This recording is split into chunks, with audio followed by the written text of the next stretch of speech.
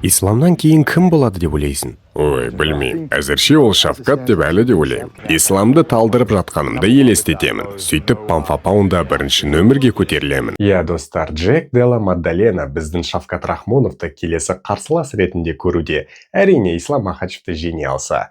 Ал сіздер үшін арнайы оның интервьюін, сұхбатын қазақ тіліне аударған болатынмын. Бірге тыңдайық, көп созбаймыз. Сол ID арнасына тіркелуді ұмытпаңдар. Барлық қызықтар, ММА сферадағы барлық қызықтар тек біздің арнада. Лайк басыңдар, комментарий жазыңдар.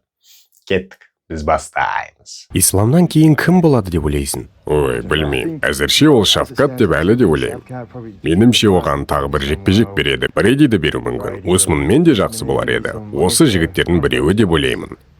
Иә, Эдвардс пен Пратестің де жекпе-жегі бар.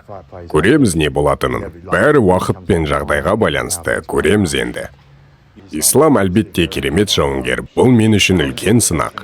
Негізі дайындық көбінесе бір-біріне ұқсас, бірақ бұл 5 раундтық қиын жекпе-жек белбеу үшін. Сол үшін өзімнің геймпланыммен жұмыс жасаудамын. Солай 16 қарашада оны жеңемін.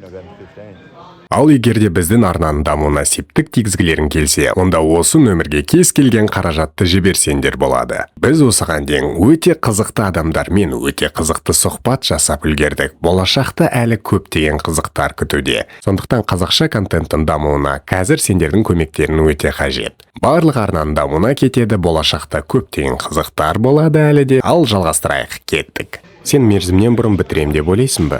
Иә, ерте бітірем, білесің бе? Мен үшін ең жақсы сценарий бұл жекпе-жекті аяғына дейін жеткізбеу. Мен бұны қалай жасау керегін білемін. Исламды талдырып жатқанымды елестетемін. Сөйтіп Памфапаунда бірінші нөмірге көтерілемін. Еш күмәнсіз, арманымды орындаймын. Иә, не ойлайсыңдар? Маддалена Исламды жеңіп біздің Шавкатпен кездесе ала ма? Немесе Шавкат осы жылдың соңында немесе келесі жылдың басында шығып қалуы мүмкін. Қарсыласы кім болады деп ойлайсыздар?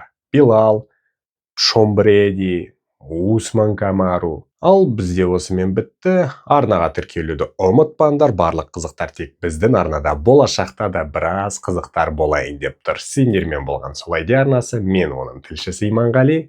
Қош аман, сау болыңдар.